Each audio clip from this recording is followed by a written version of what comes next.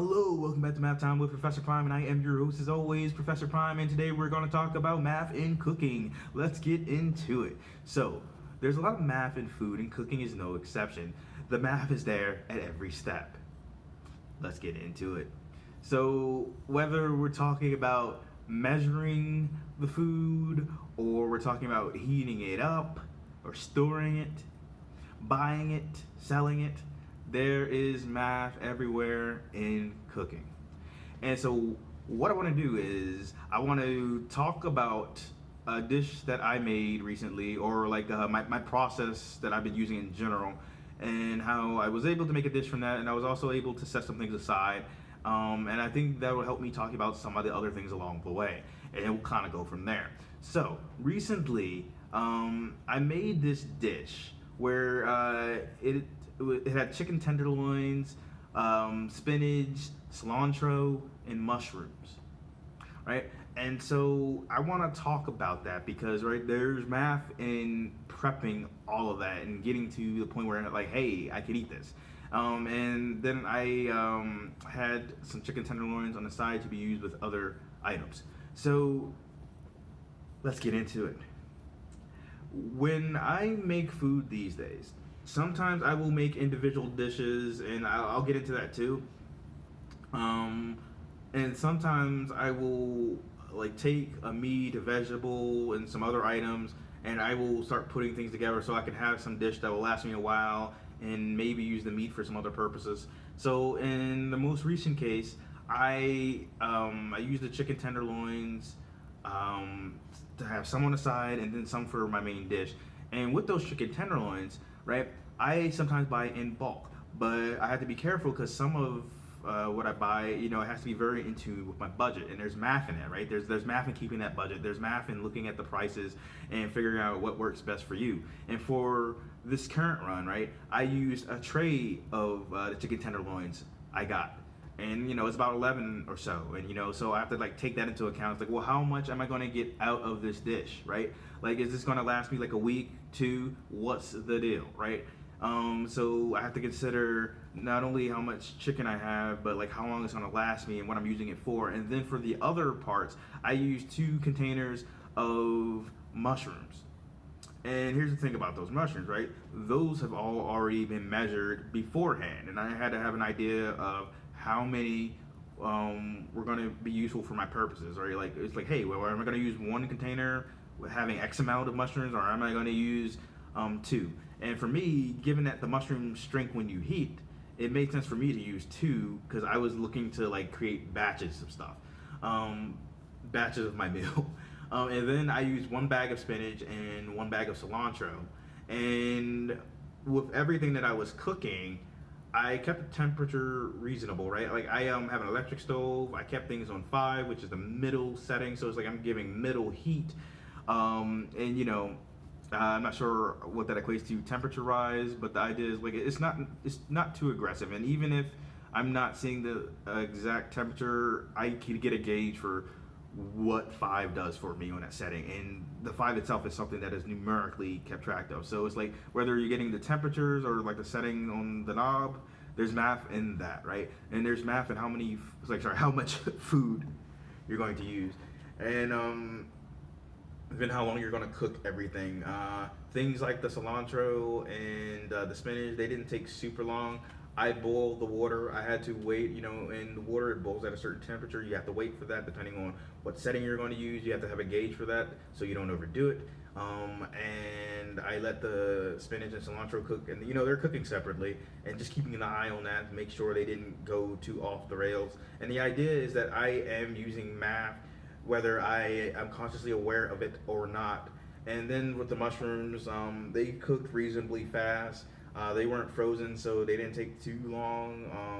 And that's another thing, right? It's like, is my food frozen or not? Because that's going to affect how I cook. But the whole thing is like, I'm cooking all these dishes, I'm cooking all of them at once, and then I'm putting them together at the end of the day. And I saved some of the chicken tenderloins so I could use them for like sandwiches, or if I wanted to put them over pasta or rice, like just separately. And I seasoned those chicken tenderloins just with some basic garlic and herb seasonings. And so the idea though is like I want to keep an eye on that too, right? Like how much seasoning am I use? I have to have an idea of that.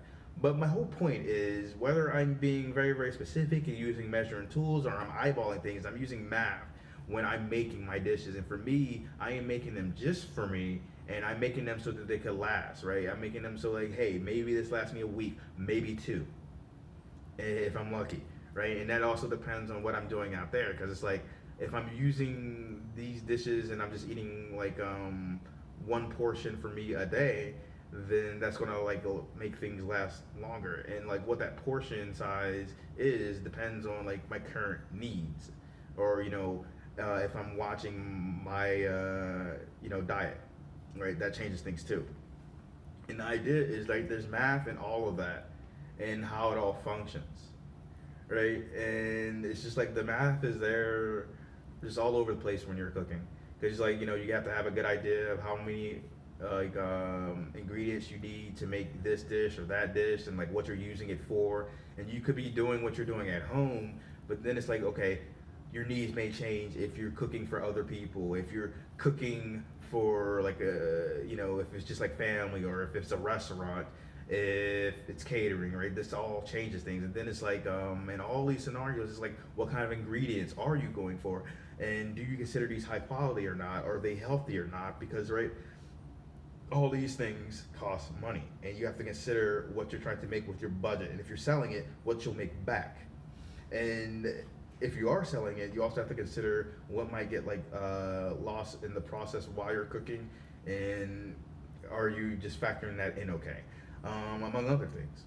And like with the dish I made, like that I did my things kind of separately and put them all together, but you could be doing different things with different dishes, and I think that's all interesting. And I can't help but think about pancakes when I'm making, or sorry, when I'm making this video. So like take pancakes for instance, right? Like there's a lot of math and all that too. Again, like whether you're measuring directly with a measuring tool or you're eyeballing things, there's a lot of math in it, right? Like so like you have your flour or your pancake mix, whatever you're using, and you're adding some sort of liquid to it, right? Whether it be water or milk, whether the milk is regular milk, almond, like soy, oat, whatever the case may be, right? You're adding something to it, and you want to decide like how much of that you'll need, right? Because if you add more liquid, then you're going to get thinner and thinner pancakes, or if you want to get fancy, crepes. Um, but that's another story for another day. But the idea is like if you want to have like thicker pancakes, you're gonna want to use less, but you want to be careful, and it pays to like look into recipes or experiment if you're open to it. Just being very, very careful. But the idea is right, you're measuring things out one way or another, and then once you're heating things up, the same deal, right? And I know like in my experience, for me it makes sense to make the batter, and then like run some hot water in it already, kind of let it sit and stir it, then cook it, and it ends up being a lot smoother process. But you could just like mix things up and toss it on afterwards and kind of go from there. Different methods, right? And I mentioned what I mentioned because I have a hot water heater, and so I take the time, let the water heat there, mix it with my with my mix in the liquid and all. Wait, what am I talking about? Okay, so basically, like, say if I have like flour or pancake mix, I might use like hot water instead of like just like using cool water first. There we go. And for me, that yields better results. But there's ways to get decent pancakes without doing that too. But my whole point is there's a lot of math in all of it, and there's like math in how much a portion would be for whatever you're making. And there's also like dietary restrictions to consider, and nutrition facts as well. Like and for the nutrition facts, like you're looking at things like, well, how much sugar does this dish have? How much fat, whether it's saturated, unsaturated, trans fat, etc. Cholesterol, sodium, vitamins, all that good stuff.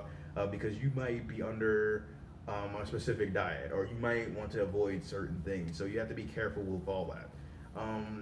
And then, with restaurants, it's a whole other thing for another video, but, you're definitely using a lot of math there.